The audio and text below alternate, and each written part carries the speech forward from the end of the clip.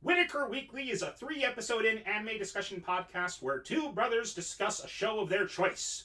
The show can be anything from a current season flop to a decades-old classic. What are they going to talk about next? Who knows? They sure don't.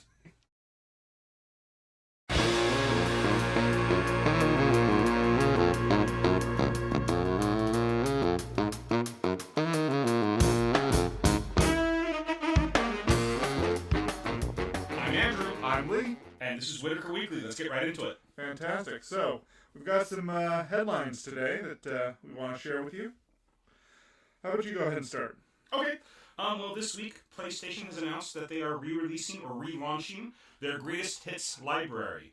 And a lot of console generations will see this where, several years into a console life cycle, some older games will be re-released for $20. They've got quite a list here. I unfortunately pretty much own all the games that I would have picked up already at this price. But they've got Bloodborne, which is one of my personal favorite games. I've talked about it before on the show. They've got Doom 2016, Uncharted 4, Ratchet & Clank, which is a fantastic reboot or remake of the original. Infamous Second Son, which is another amazing game. It's a list of just really, really great games. Metal Gear Solid 5. Great games. Those of you who own PlayStations out there, go ahead and check it out and take a look at these games and see if there's any that you want to pick up. All right. All right, that brings us up to our next headline. Adult Swim's Toonami block to air Pop Team Epic starting June 30th. Oh boy. I can't imagine what that would be like in English. That'd be interesting. But apparently it's going to start airing right after Fooly Cooly Progressive. Okay. So they're planning on a midnight showing whenever, or midnight in whatever time zone. That's the perfect time. You're just the right amount of exhausted to find the hilarity of that show. Really, really easy. It's a special time of night. I like to call the sleep deprivation comedy hour, where everything is extra silly.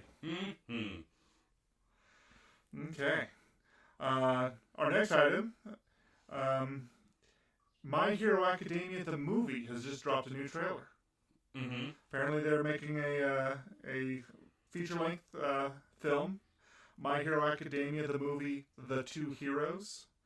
And they just released the trailers for it. So we're going to go ahead and link that in the description and let our fans watch that if they want. Okay. That's awesome. Okay. I haven't watched it yet, but I am up to date on the show, and holy cow, the latest episode was so good. The latest episode, did you see it? I did see it. Oh my gosh. All Might just standing there with his fist pumped to the air and just like, tears running down my face because as a watcher know that no one else knows Deku learns, but no one else knows that this is his last fight as All Might. It's true. And you're just like, oh, All Might. He gave his all to defeat all for one. With the United States of Smash.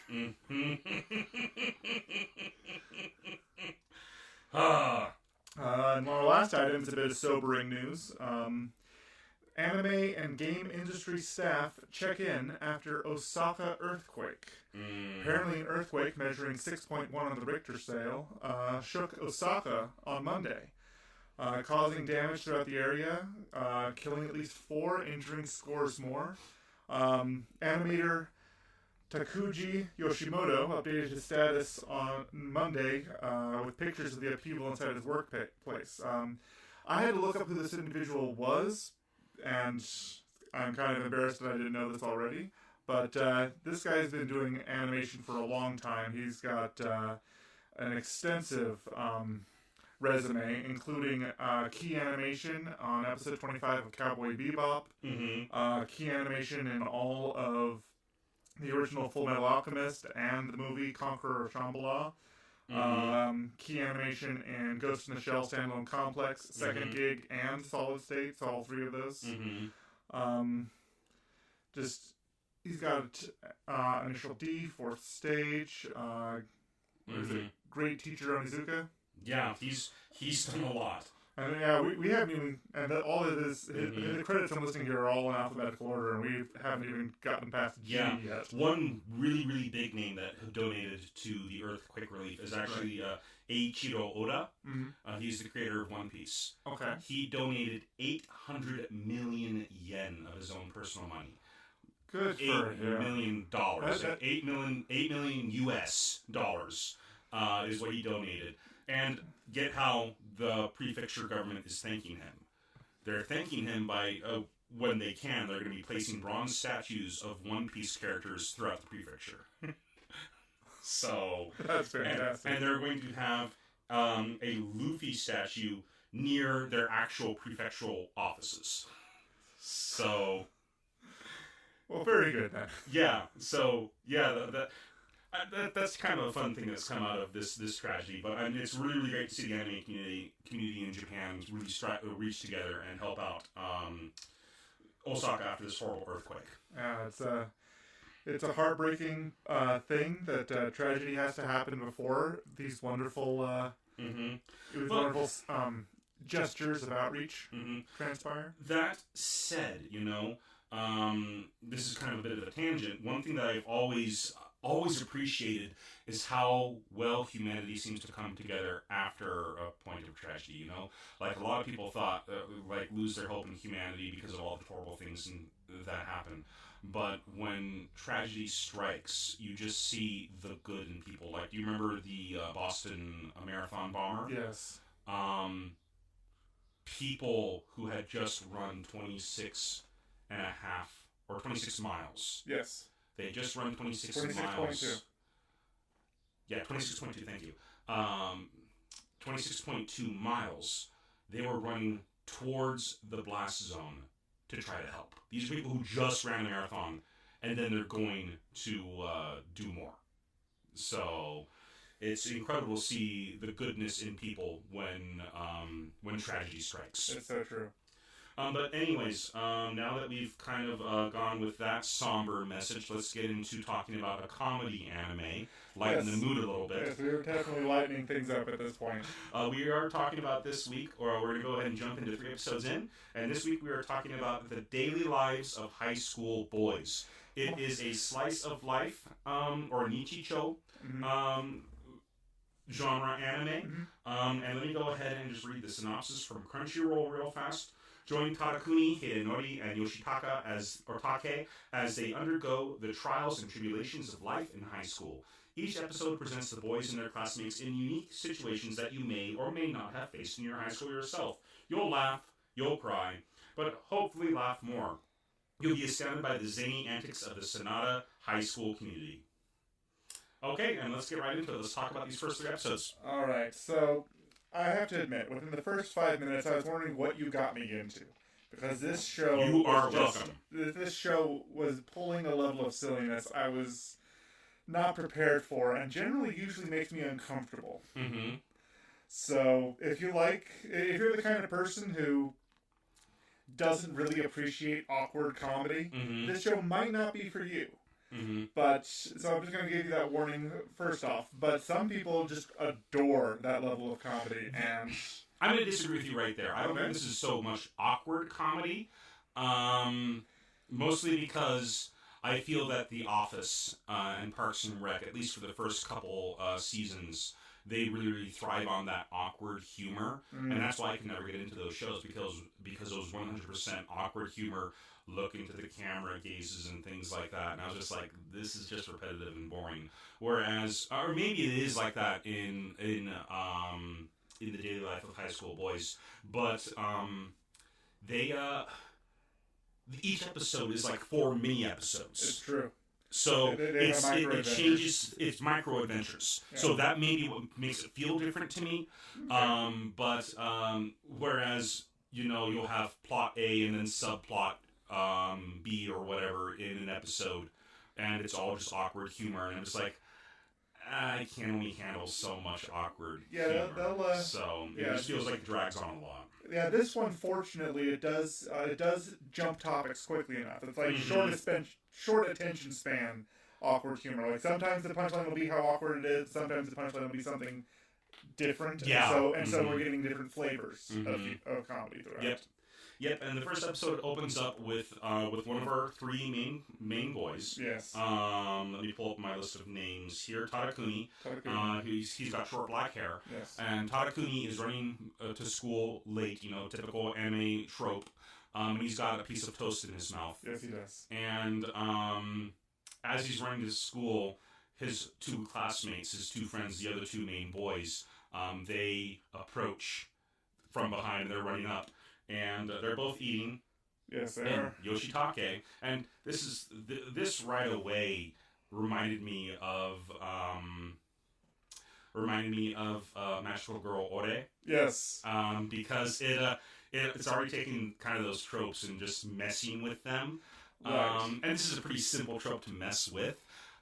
But we see Yoshitake. He's got blonde, kind of spiky hair. He's running up, but instead of a piece of toast in his mouth, he's eating a plate of hot curry. Yes, he is. And he's eating that on his way to school, and, Tadakuni's just like, what the crap are you doing? He's like, I'm just eating leftovers from last night. And then it cuts to Hidenori, who is probably my favorite of the three boys. The one with the brown hair and glasses. He's got brown hair and glasses, and the reason he's probably my favorite is because I recognize the voice actor, so I looked it up. It's the same guy who plays Gintoki from Gintama. Okay? And he just has a masterful way of delivering these ridiculous monologues. And we get many of those opportunities in the first 3 episodes for Hidenori. I don't know about you, but he seems the most relatable to me. The one who's, Possibly. The one who's trying his hardest to be cooler than he's ever going to be. I gave up on being cool a long time ago. That's just never been my cup of tea. But yeah, but he's running up, eating an even more ridiculous bowl of ramen with chopsticks. Yes, he is. And he just says, right off the bat, he's just like, come on, bro, munching on a slice of toast and running late is the standard trope. Just immediately, breaking fourth wall and fun stuff like that. And then how about you tell us about what happens right after that? Oh, my goodness. I mean, how does it start? I mean, it just happens so suddenly. There's a laser blast from outer space. There's a laser blast from outer space, and suddenly there's a giant mecha fighting in the distance. Mm-hmm. Not just any giant mecha. These are actual, like, line per line. The colors are different, but they are I'm forgetting the name of the mecha, but they're the Principality of Xenon, or Xenon's green mecha that they have, just their standard one that's in the Gundam shows. Right. With like the green, the single eye, and they got like the gas thing over the mouth. But they're painted in the colors of the Gundam, where they're white, yellow, red, and blue, or gold, yellow, gold and blue. Yeah. So these aren't knockoffs. These are them with different colors.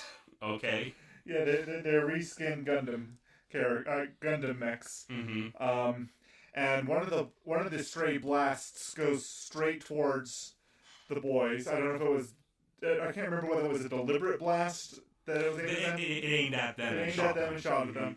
And so where they're at right now is a hillside road with a railing.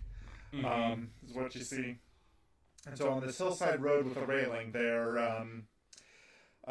shot at, and there's a bunch of debris, and they're running, and they're blasted away, and for whatever reason, something that lands on the ground beside them is this book. It knocks out of one of their bags, and yeah, he opens up the book, and it says adventure log in katakana. Yes. And they're like, what? Adventure log? And then it cuts to the 3 of them dressed up as the 3 lead characters from Dragon Quest II, from the NES or the Famicom days. So you've got the main character.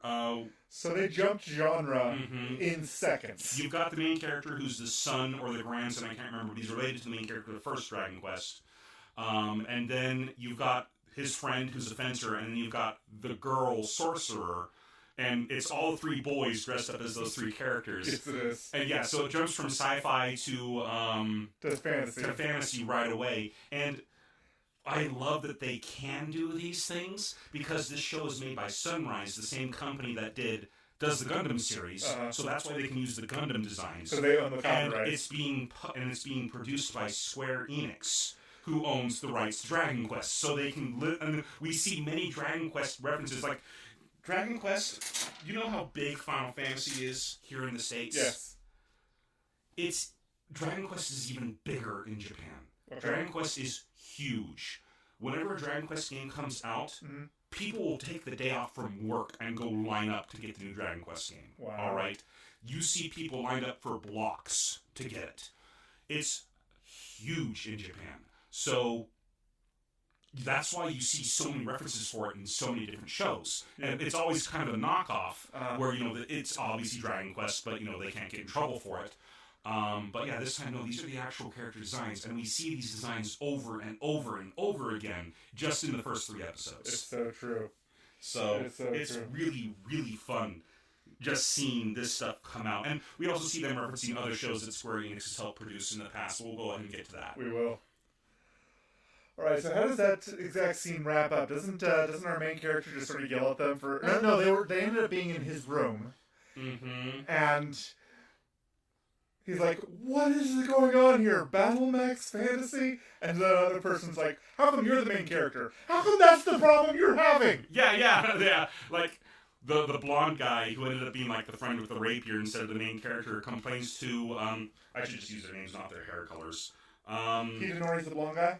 Hidenori is the brunette, Yoshitaka is the blonde. Yoshitaka complains and says, how come you're the main character? And it's Hidenori, yes. Who is dressed up as the main character in Dragon Quest, and that's what he's complaining about. How come you're the main character? That's not the issue! And then it goes into the opening credits. Yep. Well, and they say, no, this is not an adventure anime. This is a slice of life anime. And they're just like, what? That's lame. And it goes into the opening credits. So yeah. Yeah, so that's how the show starts. That's fantastic. And we just get that throughout the entire first 3 episodes. Just little mini arcs here and there. Let's go ahead and you have a note here. Yes, they decide to go ahead and have some fun and so they start having a discussion about the sort of things that what can I do as a high school boy to get a girlfriend? What can I do to get a girlfriend? And so they start talking and start role playing. And just doing these ridiculous scenarios, and ultimately the role play ends with, and that's exactly what you need to do to get a girl. But we go to an all-boys high school, so you'll never meet one. Mm-hmm. But then they decide to go ahead, just like yes. Not Hidenori. Tadakuni gets upset at them and tells them to leave, and then just as they're about to leave, Hidenori just says, "What's the deal with skirts?" Yeah. And they just go off and start rambling about skirts and stuff. And Tadakuni's, again, he's kind of the straight man of the situation. Where he's just like, no, get out, just go. Why are we talking about this? Just go away. And then they decide that they want to try on skirts. And so one of them goes to Tadakuni. I can't remember their names. Tadakuni's younger sister's room. Yes. And I actually looked it up. We never learned the younger sister's name. She's always just Tadakuni's younger sister. It's true. They call her that in the episode. Mm-hmm. And we never see her eyes, ever. She always just looks menacing. It's true. But she's so they go to his younger sister's room, grab 3 skirts, and they all agree to go ahead and try them on. And then they all come out after having put them on, and really it's just Tadakuni who's wearing the skirt. Yeah, they've all decided to try them on and then come back in at the same time, and he's the only one wearing the skirt. And so he picks up a chair and starts swinging at it. Die! He's just so pissed at his friends for tricking him into this. Yeah, no. Now before that, what led up to that scene is he's sitting there. He's got the he's handing out the skirts, and then he does a transmutation circle, and claps his hands together. And when he pulls them apart, suddenly there between his fingers. You see something there because he's got some pink thing around his finger. A little pink thing around his finger, and he pulls them apart, and there's a pair of girls' panties. Yeah, so he does the Edward Elric clap and pulls out a pair of panties. And they're just like, did you just transmute that? Really? And I followed the rule of equivalent exchange. I left a pair of my own in there. That makes it worse! That makes it worse! Why would you do that? Why? Now, that's what I'm talking about the awkward humor being why. Why are we going this far? Well, it turns out the boys start complimenting our protagonist, Tadakuni. I don't really know if he's the protagonist because it seems to just rotate around the three boys. It does, but he seemed to be the primary focus. For episode 1, I would agree. Mm-hmm. And so they start complimenting him on how good he looks wearing a skirt. You could make serious money doing that. That's not what I meant. Mm-hmm. And then they start talking him into doing these poses, and they have him sexy poses, and they have him try on more of his sister's clothes and stuff like that. And then the sister walks in. The sister hears them. She comes home from school carrying what looks like a lacrosse racket. Mm-hmm. Hears them saying weird things from his bedroom, and they open the door, and he's there, topless, wearing one of her pink bras and one of her skirts. And they see her, and they freeze. And she walks in and says... beautiful, beautiful pencil sketch of them all just terrified of her. They do, and she walks in and says, "No, continue." And she's like, "No, continue." Yeah, and that's where that little episode ends. And you're just like, you never see what she does to them. You just kind of, from their reaction though, you kind of get a glimpse, and then you see stuff that she does to them later on. Oh yeah, it's well established that she is not forgiving. No, she is not forgiving.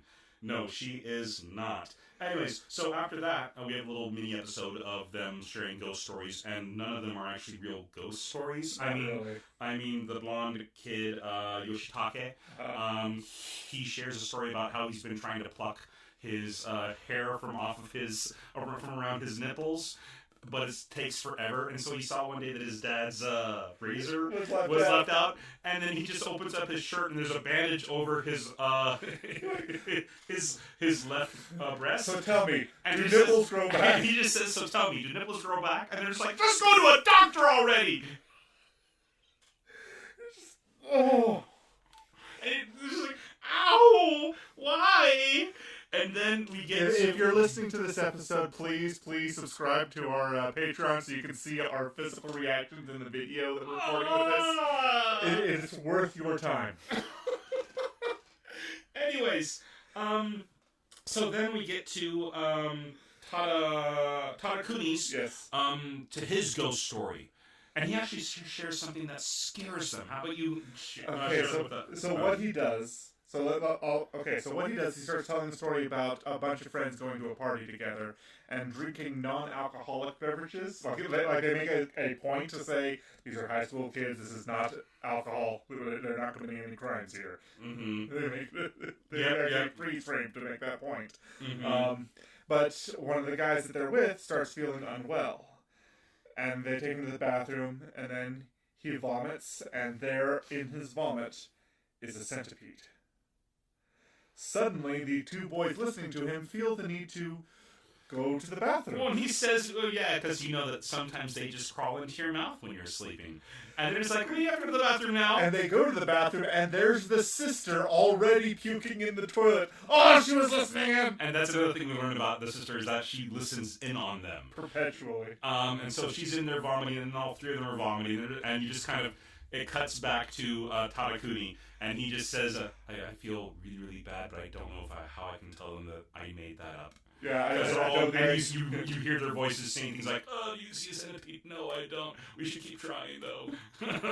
"Oh, I think I see some." "No, that was some seaweed." No. Oh, I think I see some in his sister's mom. She's like, "No, that's just some seaweed." Just like, oh, so gross. Why are there always carrots? Why are there always carrots?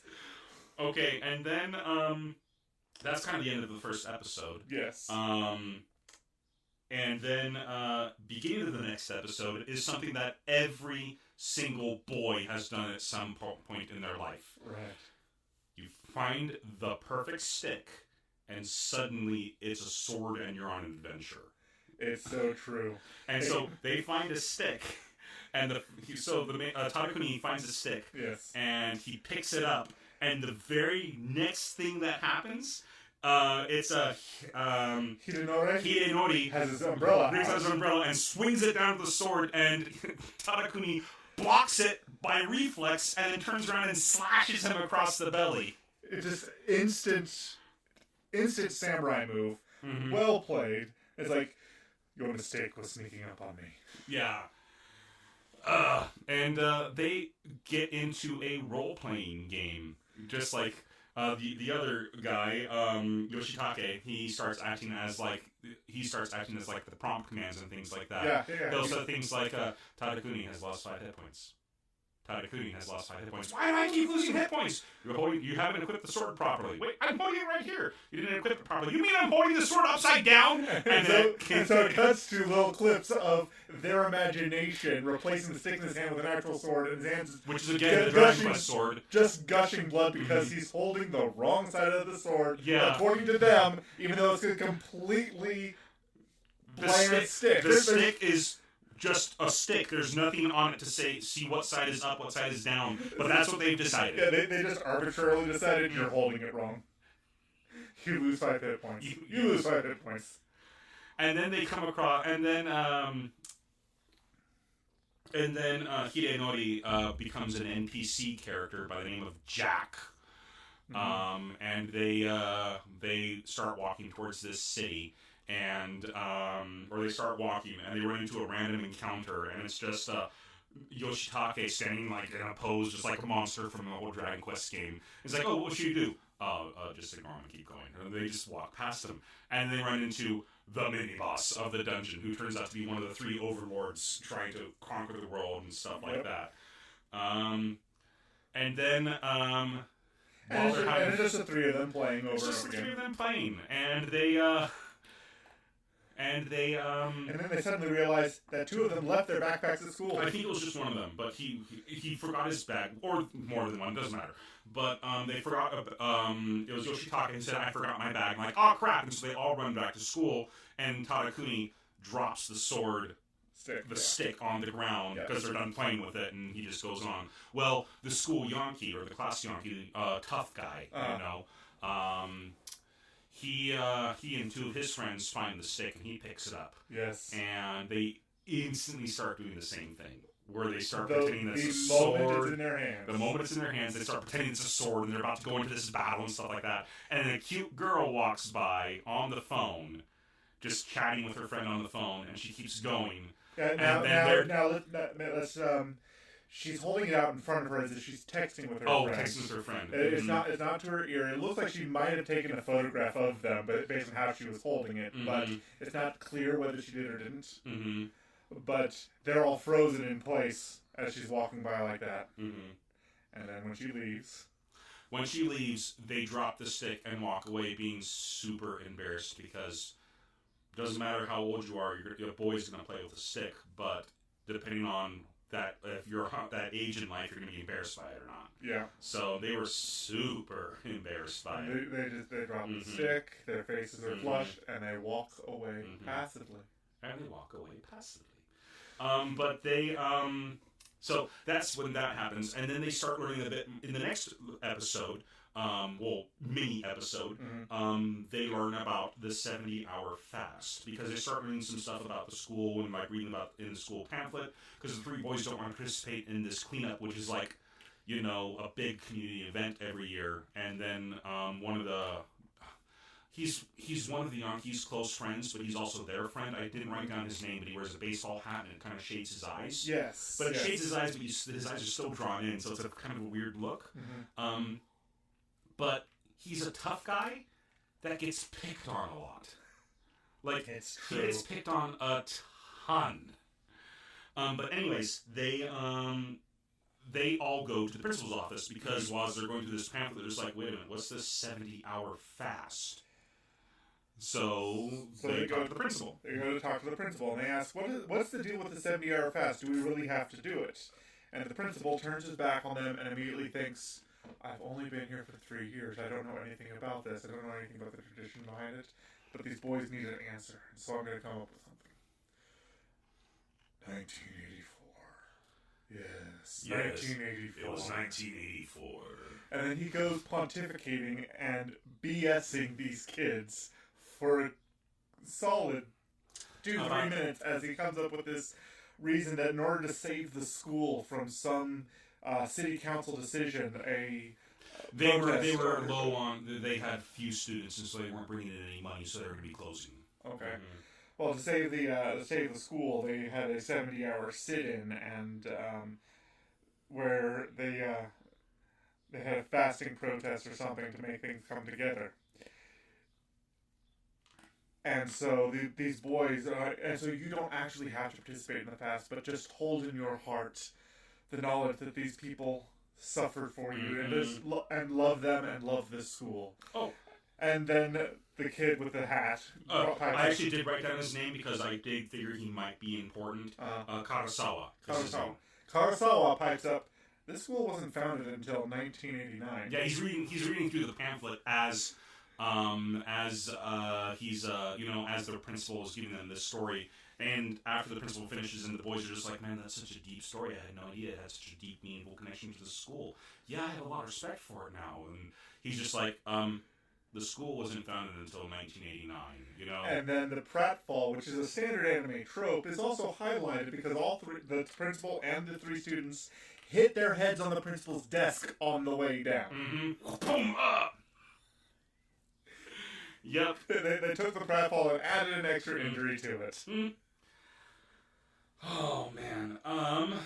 So, and then we get, after that, there's a couple other short episodes. We're not going through all the short episodes just because there's a lot to cover in the first three things. But after that, we get to the first time we see the closing credits. Okay. Because they didn't have the official closing credits for the first episode. A lot of them, you don't do that. Now, what happened in the first episode that was different, and we kind of glossed over it, is there was a scene where Hidenori was sitting on the hill trying to read a book, but it was too windy and it was completely impossible to read the book. Was that in the first episode? That was the first episode, because that was the ending credits of the first episode. Oh, that's right. You've got it written down here. I apologize. It's okay. That girl, oh man, that was a great scene. Okay, so he's sitting there, and he decides he's going to leave.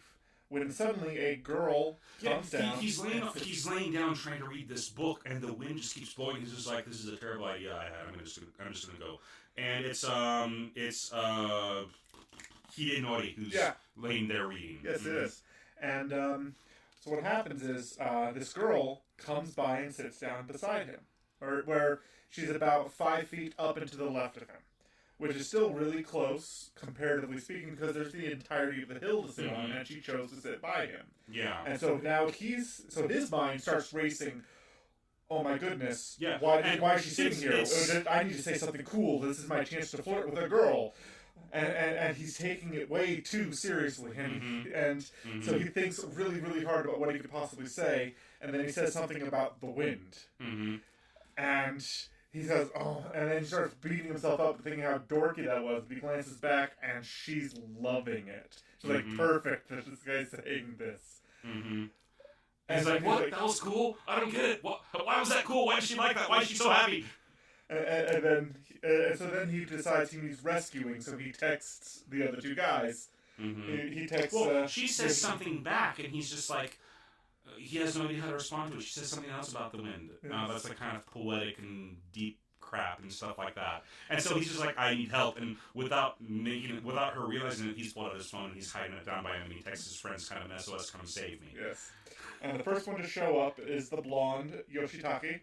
And he says something epically terrible. Just about he says something about the wind again. No, he says something about, "You must come with us. The wind has blown in something wicked." Oh yeah, the wind has blown in something wicked. And she's loving it even more. And she's just like, this is amazing.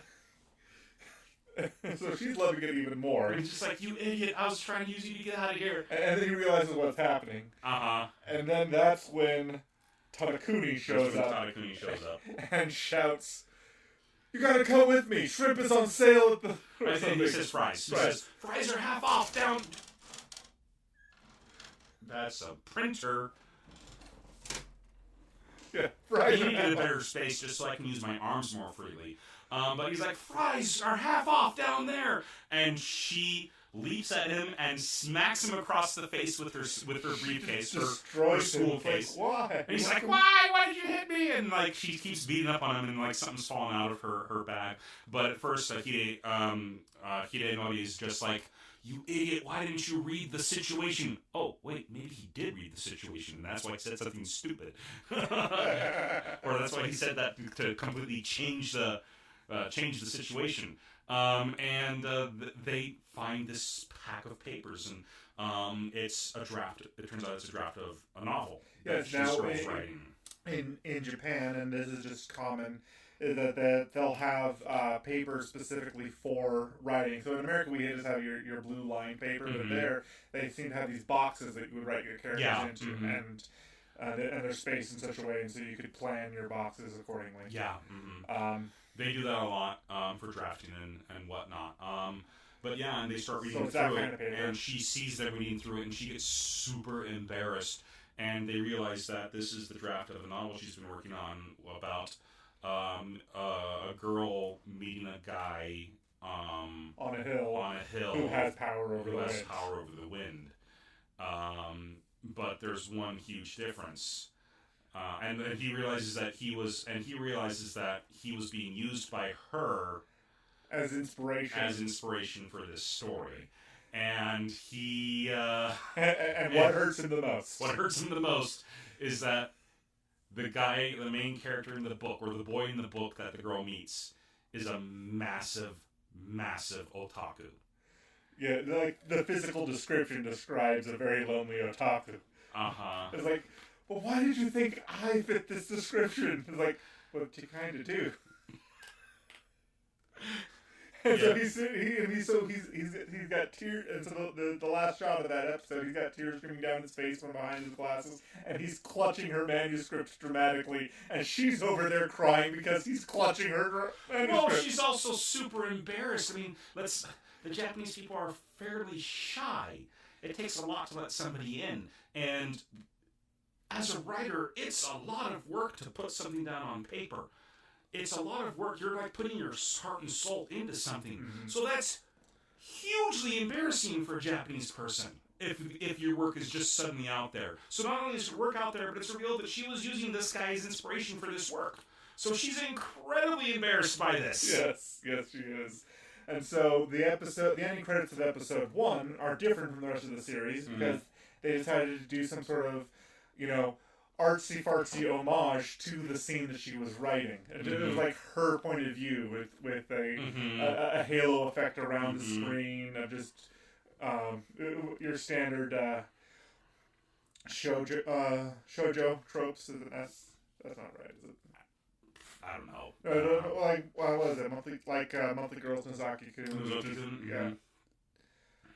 No, it's the girls manga stuff where you just have these frames of flowers or flowers. Yeah. So that's what I'm talking about, is the frame around the scene. We have to learn if we're going to keep doing the show, we're going to have to actually learn those terms. We can't just say, the flower boxy thing around the face. The flower frame. The flower boxy thing.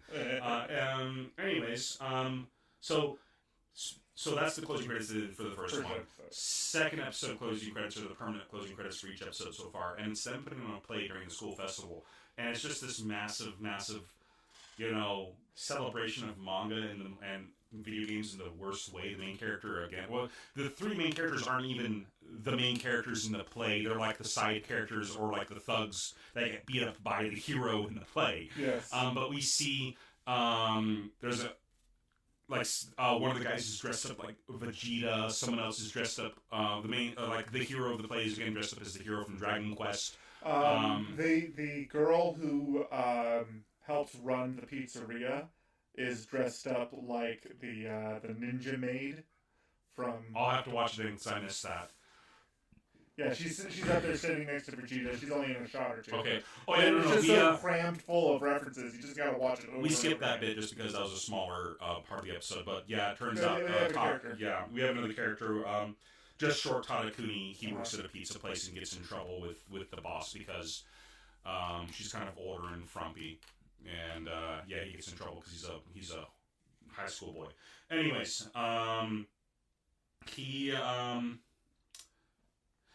So it's just this play that they put on. And then after that, they start showing bits of other things, like little side stories and stuff. Like they've got the princess and her 3 butlers. Yeah. Which, Why? I busted a gut at that. Simply because it was... So there's this girl who's refusing to go to school, and she's obviously this high-class woman. She's they call her a princess. I don't know if she's actually a princess. Maybe she's just that personality type where she's a bratty rich girl. Probably. But there's 3 butlers telling her that she needs to go to school. Mm-hmm. And all of them are saying, you have to go to school, you have to go to school. She's like, no, I don't want to. I'm going to stay home. I'm going to stay home from school today. I'm allowed to do that every once in a while. And then one of the butlers keeps saying things like, well, if you keep shouting like that, your fake tooth is going to come out. Yes, it is. And she's like, shut up about that. My fake tooth is going to be just fine. Now, you 3 give me an excuse for why I can't go to school. And they give her, like, the worst excuses. They're terrible. You have a cold. I'll be found out. You have a cold. Your dog died. I would be mocked if people who learned that that's the reason that I stayed home from school. Your fake tooth fell out. Would you stop it with the fake tooth thing? And then, ultimately, she keeps shouting at them for these terrible, terrible excuses. And finally, her fake tooth does fall out. And the butler, and this is what got me to laugh so hard, because the butler picks it up, like he puts on his white glove and he picks up the tooth, and he starts chasing around the other 2 butlers with the tooth. It's the most immature thing you've ever seen. It's like he's an adult male. He's an adult male, but it's like, when you find the bug and you're like, creeping out the girls in the playground with it, you're chasing them around, you're having so much fun doing it. That's what they're doing with her tooth. It is. And she starts crying. She says, fine, I'm going to school, just get away from you guys. Find me some glue or something. Find me some glue. And she leaves, and I had to pause it. I was laughing so hard. I was not expecting those 3 butlers to be chasing each other around with this tooth. And I'm just like, oh my gosh, this is so good. Ah! Yeah, so I had to pause it and catch my breath before I started episode 3. That was just, to me, that was comic gold. I wasn't expecting that in the slightest. Oh, no. No. A little bit. And then episode 3 starts, and in episode 3, it's summer break. Mm-hmm. Okay? And they actually point out, they're like, wait a minute, this is a slice of life high school anime. Those usually start either with, a transfer student coming in, or the beginning of the school year, or spring, or something like that. Mm-hmm. Why are ours starting in summer? And why are you guys always spending your day-to-day life, or why are you guys always in my bedroom, And then they just kind of point out and say, oh, wait a minute. So basically you're saying that it wouldn't matter when they started because our life is just hanging out in your bedroom. And he says, yeah. Pretty much. That's our life. And so they try to go on a quest to do something with their lives, and what do they decide to do? Well, that episode is when they go on. They get some other guys over, and they start talking about what they want to do for summer. Yeah, and they all come in their school uniforms. They all come in their school uniforms, which they point out they're in the middle of summer break, and they're still in their school uniforms. And Hidenori, I got his name right. Hidenori is in charge, and he says stuff, and he's like planning things out, and they're all like, "Who the crap made you in charge?" And it's the Yankee, the school thug, who's a good guy. He just comes across as a Yankee. And I keep saying Yankee just because there isn't really an English word to it's just one of those things. But him and some of his friends are in there as well as they're trying to make plans for summer, and they get upset at Hidenori, and finally they're just like, look, how do we just call Karasawa and have him come over? Yeah, I'm totally fine with Karasawa being in charge, Right. And so he comes over, and they start talking and stuff like that, and he's like, well, we should probably, pick up girls and try to find girlfriends and stuff like that. And then the sister comes in, coming home or something from lacrosse practice or something like that. Again, and she comes up, and they all say, "Oh, hey, sorry to bother you, but out of any one of us, if you had to date one of us, who would it be?" And she just says, Karasawa.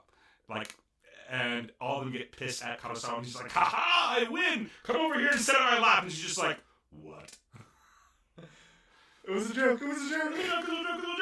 And so she comes over and she does the gripping of the hands. Yeah, and so they're like, she's gripping his hand. She's like, I was kidding, it was just a joke. And so while she's busy fighting with him, Hidenori takes over once again. It's like, well, who made you in charge? How about we just go to the beach? And so they end up going to the beach and stuff. And they try to pick up girls, and they fail at it. They're terrible at it. But Hidenori realizes that all the girls are eating either yakisoba or ramen or something. Yeah, there's a big noodle shop, and there's a whole list of noodle types that goes from soba to ramen to spaghetti. Even spaghetti's listed. And there's these girls just walking around with chopsticks and noodles. Eating noodles and stuff like that. And they just tend to go in pairs, where one girl's eating and the other girls just hang along with her. And these boys are trying to hit on them, and they're getting rejected left and right. And then Hidenori realizes something, and I had to pause it again because it just felt so painful, because he's drinking a Coke or something. Yes. And then when he realizes it, the Coke explodes through his nose. And I just thought about how painful that would be. Yeah. I was like, no, please. It's bad enough when I've had milk shoot through my nose. That hurts. I do not want Coca-Cola going through my nose. Oh, the carbonation. That would kill me. But anyways, the thug then comes up and says, "What's going on? Like, why did you, like, what happened?" He's like, "No, I can't say it. It's bad. I can't say it." He's like, "No, tell me what's going on." And he just says, "Look, do you promise you won't get mad at me if I say it?" And he's like, "Yeah, no, it's fine." And he just looks at him and just says, "All these girls are noodle eaters," and he just gets punched right in the face by the Yankee, and he's like to the point where nosebleed because of the punch. Nosebleed and knocked right back. Yeah, and I had to look that up because I was just like, he says men kui, because, which, men is like raw men is referring to the noodles, and kui is like eating, so it's noodle eating. And I was like, that's gotta mean something else, and so I looked it up, and I could be wrong about this, but according to the Japanese dictionary that I've got on my phone, men kui also means attracted by physical looks only. So it's a visual gag, the entire mini arc, where all these girls are eating noodles as they're walking around the beach, and it's showing that these girls are men kui. They only care about looks. So by showing them that they are noodle eaters, men kui, it's like we watched on Friday with the Kininata. Oh yes. On Pop Team Epic, when she turned into a tree. In Japanese, the phrase kininaru means, I've become interested, Ki meaning like energy, and then ninaru to become like, oh, I've become interested in what you're talking about. Kininata, please tell me more, And one of them just says, oh, kinina, oh, are you interested? Kininaru. And I'm like, yeah, that's great. And then she turns into a tree.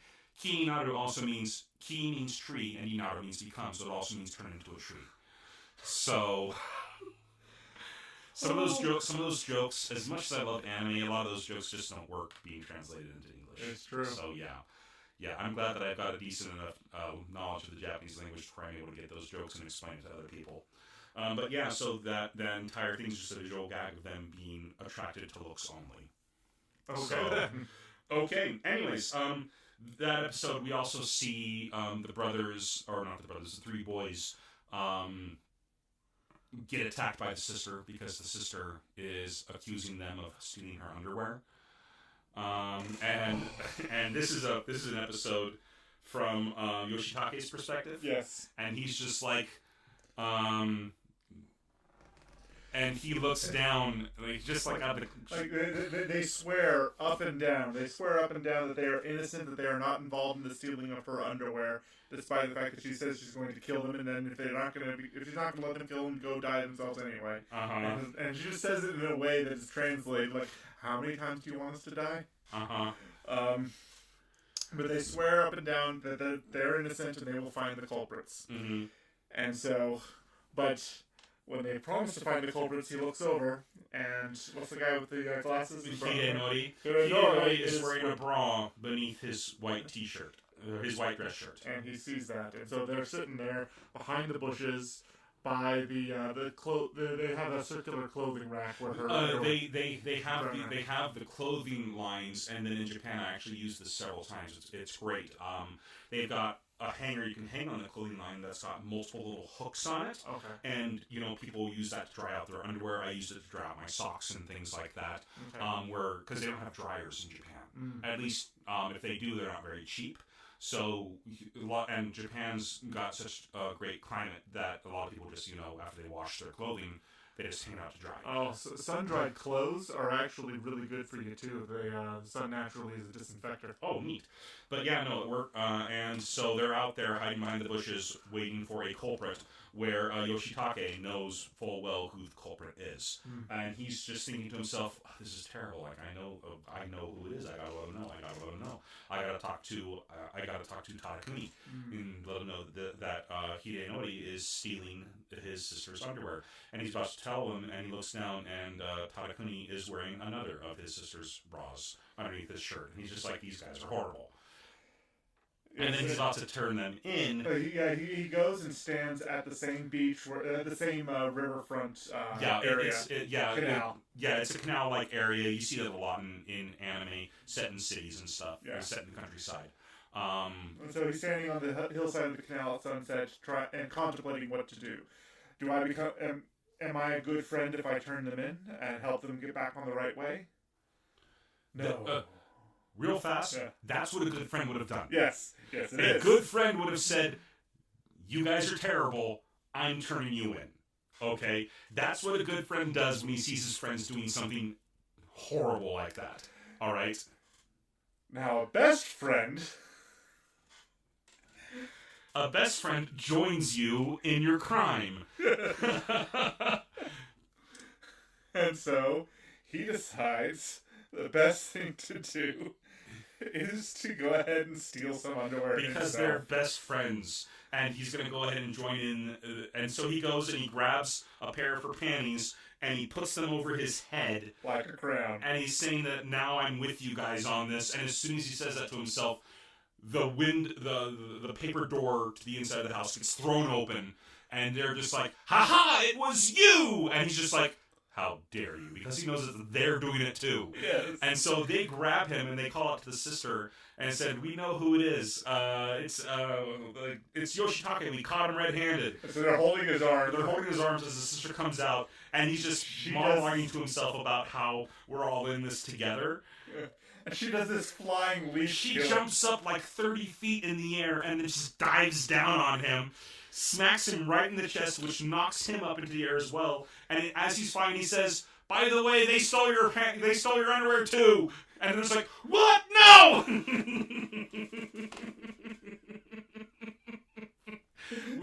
It's just a mutual throwing each other under the bus. Mutual throwing each other under the bus. And we get a couple of other side stories and stuff like that we've skipped over. Yeah. There's, I think it's in episode 2, we go and we see the girl at the river, and this time it's the Yankee, the thug, who goes up and says something cool out the wind to her, and she responds back. Again, she's super happy about it. He doesn't know why, and he's like, and he kind of stoically turns around and walks away.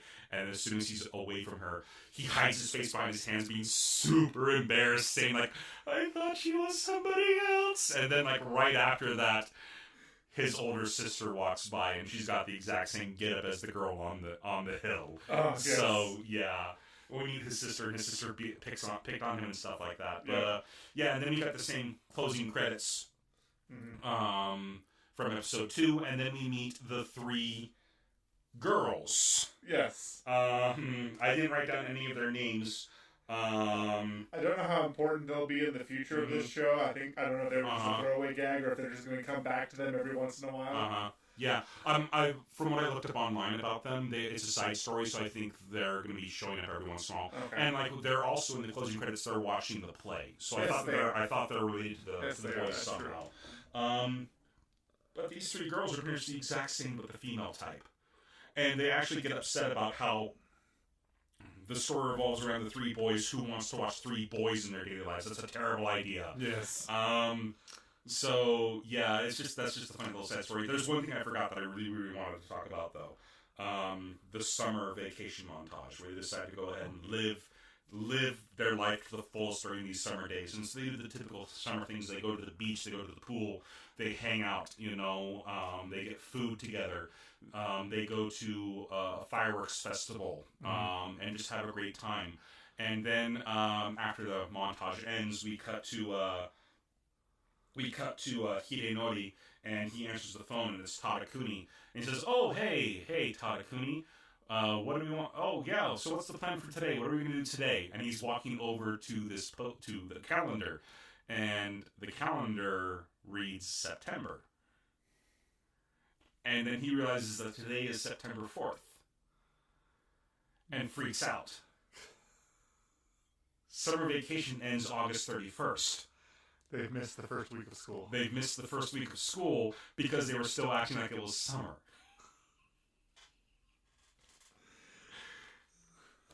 It's so good. Incredible. Absolutely incredible. Actually, one of my favorite bits we haven't even talked about was that that scene where Tadakuni is on a subway, is on a rail, staring at the back of this girl's neck. Oh, gosh. The mole with the hair. So we want to talk about that one real fast? It's slow and awkward, and it's worth the watch. I'm not going to talk too much about it. Again, I'm so glad they got the same guy who plays Gintoki, because he's just so good at these awkward inner monologues. And that entire thing, like, he sees...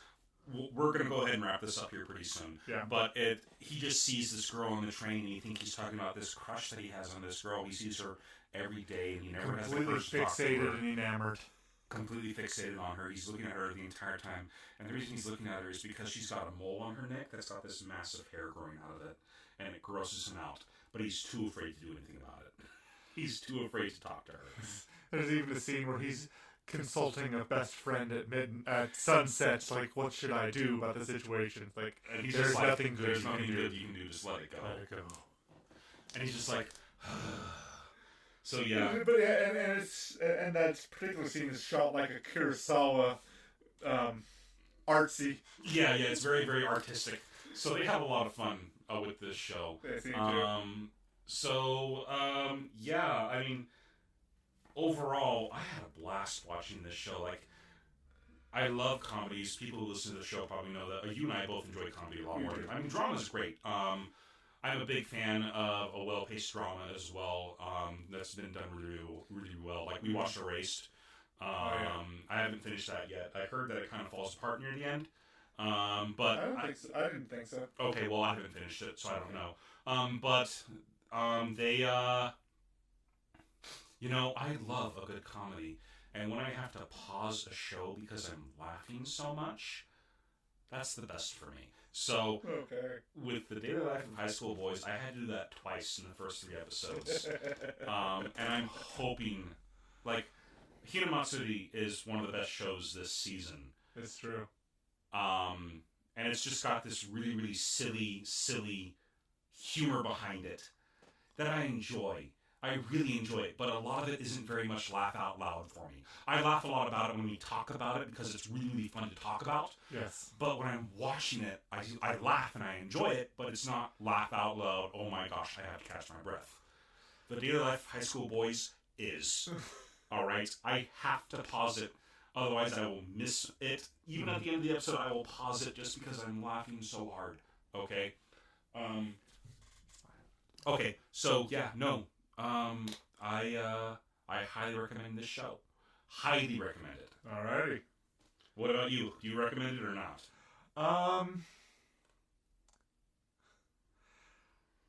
I'll admit, I did enjoy it. I did enjoy it a lot. Mm-hmm. But I don't think I'm as enthusiastic about it as you are, to be honest. Okay. Again, I just awkward humor doesn't always do it for me. Mm-hmm.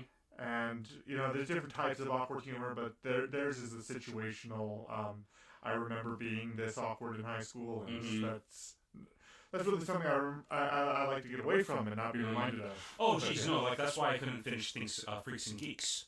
I have friends who rave about that show, and when I was watching it, it was too close to home for me to finish. It was too realistic for me. Sure. I mean, this, I'm able to separate myself from it because you know, maybe because it's animation, but also just because the situations they find themselves in are so ridiculous.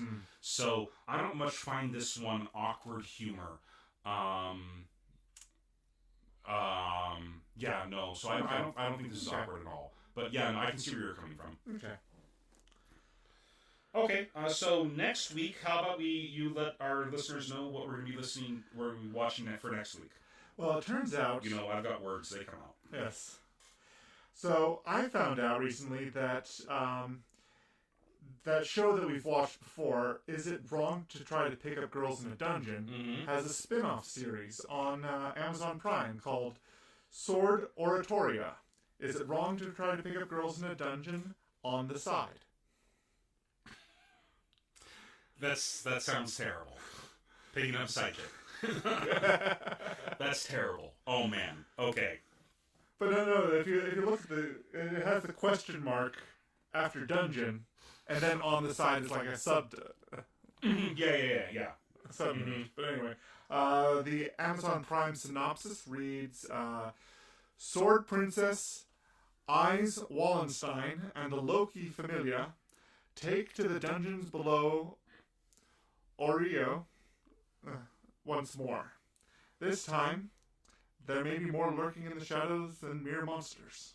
Okay. We'll go ahead and give that a try. Okay, and so that's it for 3 episodes in. Next up is recommendation of the week, and what do you got? This week I recommend Princess Tutu.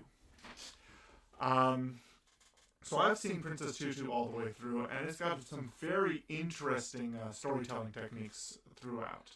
It's about a duck who has a magical enchantment on her that can turn her into a girl who also can turn into Princess Tutu. But as a girl, her name is the Japanese word for duck, and if she quacks or gets wet, she turns back into a duck. And so there's some comedy based on that, but what's happening is they're stuck in a storybook world where Drosselmeyer is this man who is supposed to be dead, is this narrator character who's playing God with their lives. And it's just this fantastic, interesting, well put together story. I've seen it before. I watched it with you. It's fantastic. Yeah. So yeah, no, it's just great. So. And where can our listeners watch it? Right now, it's streaming on Amazon Prime, and we're going to go ahead and link to that in the page for this episode on our site, whittakerweekly.com. Okay. Great, and I guess we're going to go ahead and move to our creator shout-out now. And this week it's your turn. And yes, this week it's my turn. Well, I was on, and I actually found this picture on Know Your Meme, just because they've got a lot of fun pictures for My Hero Academia. And I was trying to find something to share with you. The other day you found me a meme that was the girl, Froppy. Yeah. I was trying to find something else, so that's why I came across that picture. Okay. But there's a great piece of fan art with Froppy sitting on a log playing the banjo. That's the one. And I know I cut you off there because I wanted to be the one to reveal it, because it's my creator shout out this week. Fine. I was actually trying to show you a different picture. There's a great picture of Midoriya and Ochako falling down in the sky together, like that scene from Spirited Away with the girl and the dragon as in his boy form falling down in the sky together with their foreheads touching. Yes. It's a really cute picture, so I was trying to find that to share it with you. But I came across this one while I was looking for that. And for those of you who don't know, one of my favorite movies, and I think one of your favorite movies growing up, is The Muppet Movie. Oh, yes. You know? Wonderful, wonderful fun times. And it starts off with one of my favorite Muppet songs ever written, The Rainbow Connection. And it's Kermit sitting on a log in a swamp, playing the banjo, singing about, the Rainbow Connection. Yes. How we're all connected through life, in life and stuff like that. Originally written by the amazing Paul Williams. Yep, written by Paul Williams. And this image of Froppy being, with her quirk being based off of frogs. Yes. It's very, very obvious, a homage to the Muppet movie. Yes. And I found that picture and I just fell in love with it. It's just incredible. It is. So I decided to go ahead and look this guy up. Unfortunately, Know Your Name doesn't always link to the creator. So I just did a Google reverse search, look for the image, and I came across him on DeviantArt. And on DeviantArt, the artist goes by Captain Osaka. His name is Nate Maurer. You can follow him on Twitter. He also has a Tumblr, Nate Maurer at tumblr.com. Yes. I've got words. We're gonna go ahead and have those links set up on the site. Yes, we will. But go ahead and check out his stuff on DeviantArt. He's got fantastic artwork. That floppy picture is just the beginning. So I want to go ahead and give him a shout out because I absolutely love that picture. All right. That picture. All right. I think that's it for this week. That is it. I don't have anything else to say. Yeah, neither do I. But let's go ahead and just say we really, really appreciate you guys for listening. We've got a Patreon, and if you like what we do, we very, very much appreciate it if you could support us on Patreon. Or if you can't, just go ahead and spread the word about this podcast. We're still getting things started. We very much appreciate feedback. You can leave feedback on YouTube, on our website, or you can go ahead and send us tweets just for some constructive feedback on what you think we can do to improve. But yeah, that's kind of it for this week for me as well. All right. So I've been Lee. I've been Andrew. And this is Whittaker Weekly. Have a great week.